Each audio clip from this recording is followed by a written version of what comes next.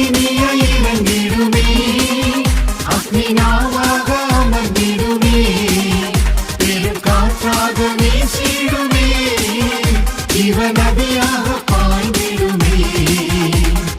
அக்கினியை இறங்கிடுமே, அக்னிநாவாக அமர்ந்திடுமே, பெரும் காற்றாக வீசிடுமே, ஜீவ நதியாக பாய்ந்திடுமே.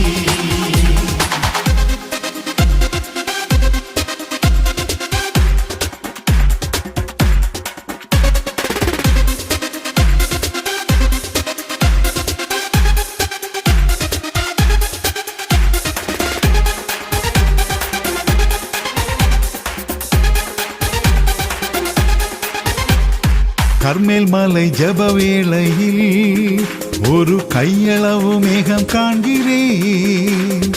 ஆஹா